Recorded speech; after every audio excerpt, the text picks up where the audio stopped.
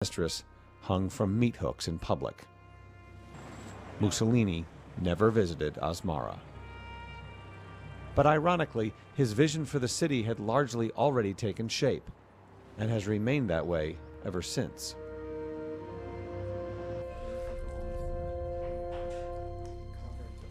During Edward Denison's journey through Asmara's architecture, one question nagged at him. These buildings, though beautiful, are cruel reminders of colonialism, segregation, and violence. Many nations in Africa, once shorn of colonialism, tend to destroy its reminders. But Eritreans did not. Why?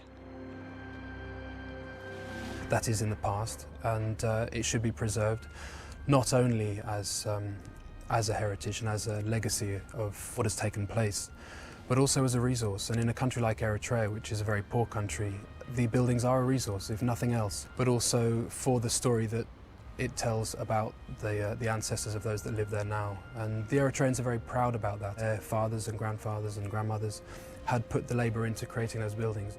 It might have been designed during a fascist period, but it was the Eritreans and their blood and sweat and tears that actually constructed those buildings. After World War II, the British administered Eritrea alongside Ethiopia. When the war ended, it was decided that the former Italian colonies, including Eritrea, were to be the responsibility of the four great powers, and the British were to become a caretaker government. After the war, Haile Selassie was viewed as a hero by many in the West for his resistance to the Axis. But Selassie also had ideas about Eritrea and friends at the newly created United Nations. He struck a deal, one that would sow the seeds for generations of conflict. In 1952, the UN voted for a federation between Ethiopia and Eritrea. It seemed fair at the time, but Eritrea soon realized that the fine print worked against them. Eritrea became an autonomous unit, federated to Ethiopia, under the sovereignty of the Ethiopian crown. So there was no federal government set. The Ethiopian government became the federal government. It was called the federation. And then Eritreans started to realize that they were duped. If the Eritreans felt gypped in the federation, it would get worse. In 1961, Haile Selassie dissolved the federation. The next year, he annexed Eritrea. This would touch off a 30-year resistance movement that would one day be called the best guerrilla army in the world. These 100-foot-long depots will be completed and buried within 10 days.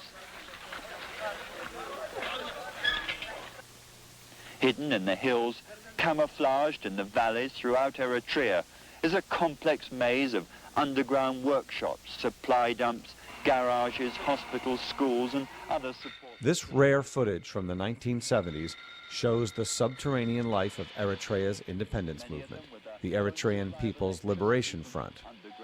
Since 1961, the guerrillas had been resisting Haile Selassie's rule, and by the 1970s was squirreled away in the mountains, living underground and slowly recapturing territory. But in addition to fighting the Ethiopian army, the EPLF created its own subterranean government. It was a practice government, yes. It wanted, what do you replace it with? I mean, whatever it is that you're opposing, what do you replace it with? And from 1976, 77, 78, the liberation fronts had almost liberated the whole of Eritrea except for 4 or 5 towns.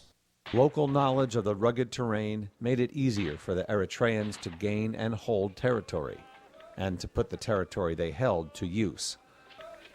The very first thing the fighters started was a school. During our army struggle, we started our schooling in 1976. We call it Zero School. Zero School or Revolution School. I happened to be one of the founders of that school, the Revolution School. We used to call it the Zero School. It was the code name for it. This Revolution School has contained or accommodated children of the fighters, of displaced people, of the people who live around that area, liberated area. This school acted as prototype where we developed our curriculum without any help. Little by little, the fighters created a functioning society literally underground, complete with hospitals, factories, and road and vehicle networks. Little industries cropped up everywhere, all sorts of things. We didn't have shoes, so we started to produce shoes in the field. Pharmacy, a pharmaceutical factory was established out there. And the semblance of a government, complete with its financial section, administrative section, and so on, developed out there. Running an underground government means multitasking. Schools and health programs were run in tandem, while an underground section nearby fits new stocks to captured or damaged weapons. Machine shops rebuilt captured Ethiopian weaponry, or melted them down to make ammunition of their own.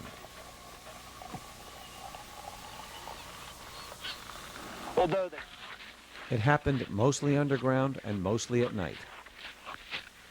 the fighters had no international allies and faced in Ethiopia a country 20 times its size. Yet somehow, the Eritreans were winning.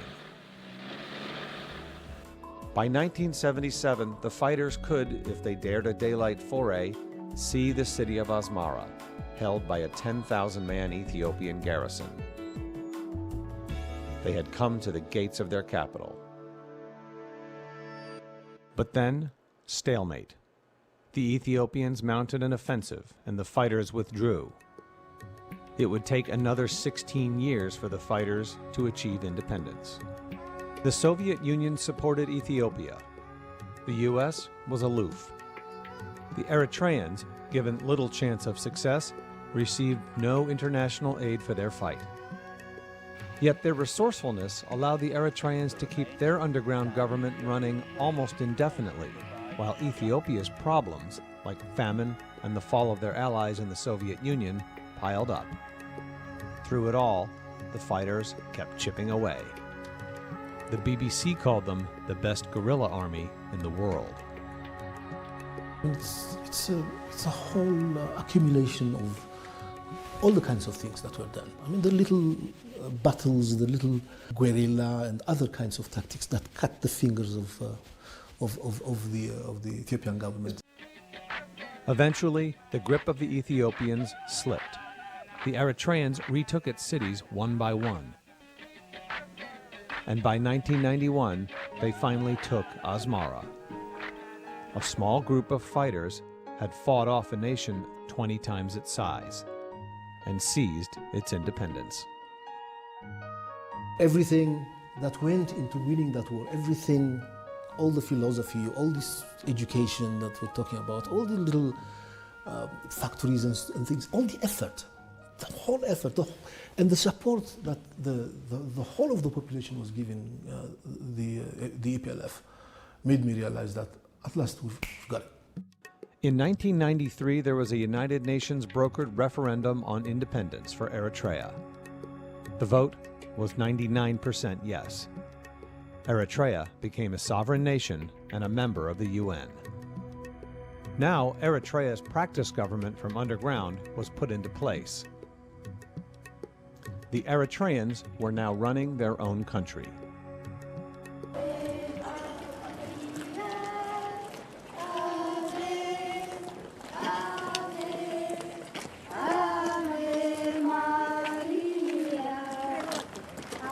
It is Easter time in Asmara, and school children awaiting their first communion process down Liberation Avenue in Asmara.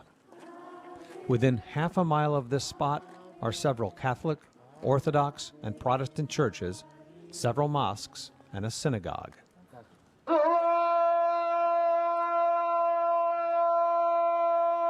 How could a small land of 9 different ethnic groups and languages, half Christian and half Muslim, hang together for 30 years of war, then live together without internal turmoil?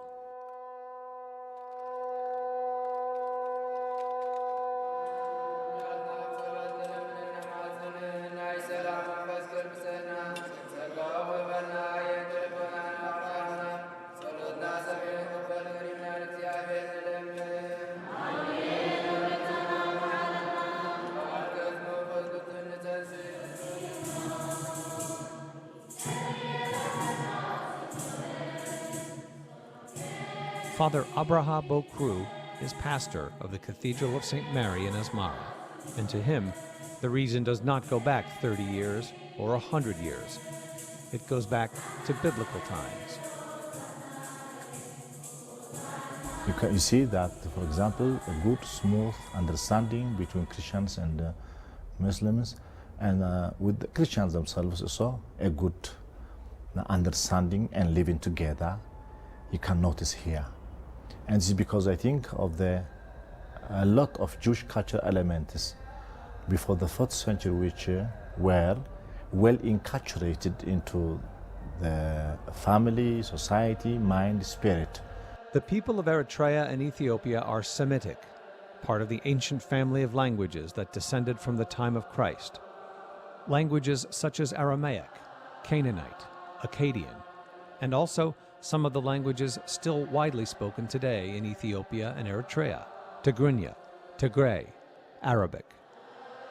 Then, these parts of Eritrea and Ethiopia were called Aksum, and was claimed to be the home of the Ark of the Covenant, and ruled by the Queen of Sheba.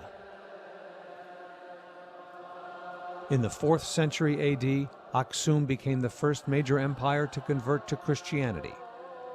Others followed. But when Islam came to the region in the 7th century, it didn't fully replace Christianity. Instead, the two major religions grew side by side in this land. That history of coexistence is in the blood of the Eritrean people and has held up under stress. In fact, in major Muslim areas, Christians were being protected by their neighbors, and the same thing was happening in the Christian areas. Muslims were being protected. I mean, people didn't follow the lead of their political parties and kill each other. They didn't do that. They stayed away. And this tendency to move back and maintain all the relationships has been characteristic of the Eritrean society to this date.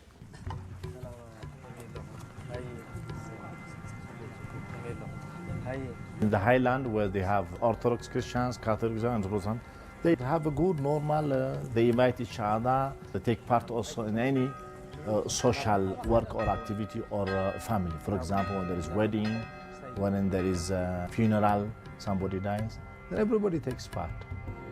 So his religion remains intact, but he becomes part of the religious and social life. Therefore, they are invited in our feasts. We are also invited to take part in their feasts. The religion remains within the compound or the church or the mosque.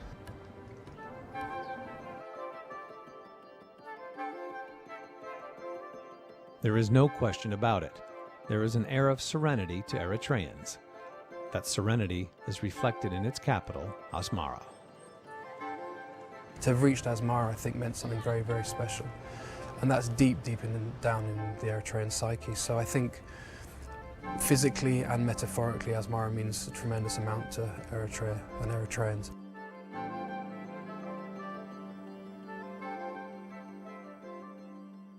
That serenity would be put to the test immediately upon independence.